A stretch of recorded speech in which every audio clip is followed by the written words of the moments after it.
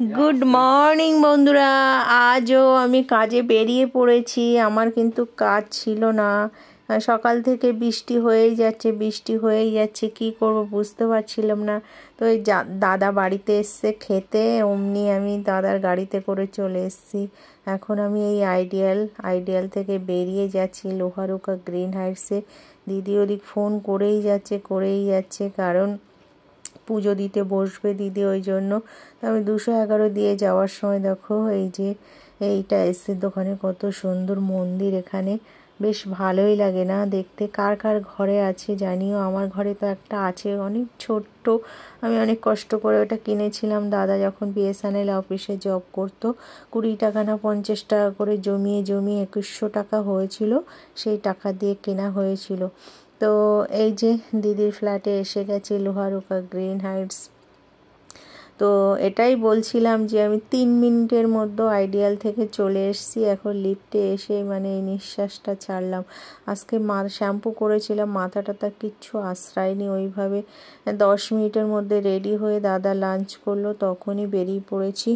আইডিয়ালে এসে দিদি ফেসিয়াল করলো আর এসে দেখছি দিদি পুজো করছে, বলছে তুমি আসবে, ওই জন্য তাড়াতাড়ি পুজোটা সেরে নিলাম। তো দিদির ঘরে দেখো কতগুলো মন্দির, সিংহাসন, কি দারুণ লাগে না, শান্তির একটা জায়গা।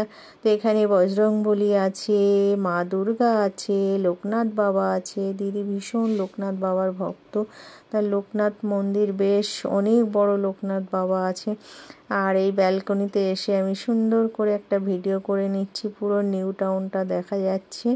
আর এটা হচ্ছে সিলভার ওক, বেশ ভালোই লাগে না, আমার ভীষণ ভালো লাগে একটু সিনারি তুলতে, কারণ আমি আমার ফ্ল্যাটে একদম একতলায় থাকি, কিছু দেখতে পাই না, যার জন্য আমি এসে তোমার হচ্ছে করি, বাইরে এসে আমি কিন্তু করি, ভিডিওটা করতে থাকি, বেশ ভালোই লাগে। আর দিদির ব্যালকনিটা দেখেছো কত সুন্দর, হেভি লাগে।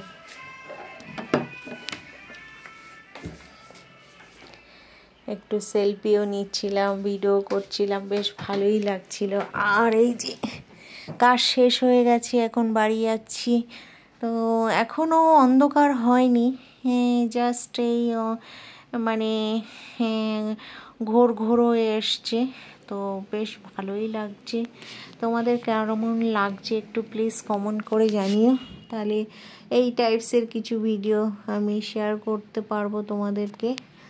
আর দেখো 5 তলায় আছি, কিন্তু আমি 5 তলা থেকে নিচটা কেমন লাগছে বন্ধুরা, দুদিন ধরে কোনো তো যাই কাজ সেরে বাড়ি চলে এসেছি। এসে কি বলছি, তো চলে এলাম রাত্রে তোমাদের সঙ্গে একটু গল্প বলতে। মাইক্রো ওভেনে খাবার গরম বসিয়েছি, কালকের যে হোম ডেলিভারি খাবার, কালকে তো খেতে পারিনি, এই কারণে প্রচুর মানে কষ্ট হয়ে গেছিলো। আর রান্না বান্না করলে সেই খাবার দেখবে খাওয়া যায় না। তো জাস্ট একটুখানি আমি ওই গিলেমেটে রান্না করেছিলাম আর রাইস করেছিলাম, সেই দিয়ে খাওয়া হয়েছিল। তো আজকে নিরামিষ, তো ওইগুলো যেহেতু আজকে শনিবার, তো ওই সকালে আমি চা বিস্কিট এটা সেটা খেয়ে শুয়ে পড়েছিলাম, তারপরে আর বিকালে কাজে গেছিলাম।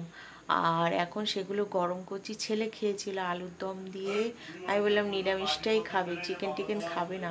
তো চিকেনটা রয়েছে, দাদা দুজনকে নেমন্তন্ন করেছিল, কেউ আসেনি, তাই বলে এখন খাচ্ছি। আর বলো না, বাড়িতে বড় থাকলে কথা বলা যায় না। Hello friends, good morning, welcome back to my channel Shrima was blogs. নিয়ে চলে এলাম একটি সানডে স্পেশাল ব্লগ। আশা করি তোমরা সবাই ভালো আছো, আমরাও ভালো আছি। স্পেশাল কিছু না, আমার আর স্পেশাল কি বলো তো, এই একটু মজা করছিলাম। যাই হোক, আমি কিন্তু এখন রেডি হয়ে গেছি, এখন একটু বেরাচ্ছি। কালকে বলেছিলাম বেরাবো, বাট বেরাতে পারিনি। তো যাই, একটু অ্যাপেলেতে যাবো, টুকটাক জিনিস কেনার আছে, হ্যাঁ পেস্ট, তারপরে দাদা কী সব বলে দিল সেসবগুলো কিনতে হবে। আর হচ্ছে যাব একটু সোনার দোকানে। তো আমার এই বলছিলাম কালকে গিফট আছে, সেই গিফটটা আনতে যেতে হবে, অনেক দিন হয়ে গেল গিফট আনাই হচ্ছে না। তো দিদি বলছে এসে নিয়ে যাও, বছর তো আবার ঘুরে চলে আসতে লাগলো, সত্যি গো, আর বলো না, অনেক একটা সমস্যায় পড়ে গেছি। যাই হোক, এখন যাই, তো গিয়ে দেখি কি আনতে পারি আর না পারি। তো চলো, লেটস গো স্টার্ট। তো দেখো, প্রথমে এসে গেছি সোনার দোকানে। তো সোনার দোকানে আমি না ভিডিও করতে পারিনি, পারমিশন ছিল না। তারপরে আমি চলে এসেছি তোমার অ্যাপেলোতে। হ্যাঁ, তো এখানে আমার অনেক কিছু ওষুধ নেওয়ার ছিল, পেস্ট নেওয়ার ছিল, তাই আমার কিছু টাকা জমেছে। যেহেতু ওই একটা কার্ড করে দিয়েছে, সেই কার্ড, তো সেইটাই মাইনাস করে নিয়েছি। তো গুড আফটারনুন বন্ধুরা, আমি চলে এসেছি সোনার দোকানে। গেছিলাম সোনার দোকান থেকে অ্যাপেলো গেছিলাম, অ্যাপেলো থেকে চলে এসেছি। আর সোনার দোকানে একটা গিফট পেয়েছি, গণেশ ঠাকুর, সেটাও তোমাদের সঙ্গে দেখাচ্ছি। আর হচ্ছে যেটা বলার ছিল, কি বলবো বুঝতে পারছি না। এসেই লাঞ্চ টাঞ্চ করে বসলাম, একটু বিশ্রাম করে নিই, তারপর সন্ধ্যাবেলা উঠে তোমাদেরকে দেখাবো, ঠিক আছে? ঠাকুরের ওখানে রেখেছি, তো এখন হাত দিতে পারছি না। যাই হোক, বেশ ভালোই লাগছে। গিফট পেতে কার না ভালো লাগে বলো? আর বেশ অনেক দিন হয়ে গেছে, গিফটটা বাকি ছিল, ডিউ ছিল। বলছে সবার নেওয়া হয়ে গেছে, তুমি এখনো নেওনি কেন?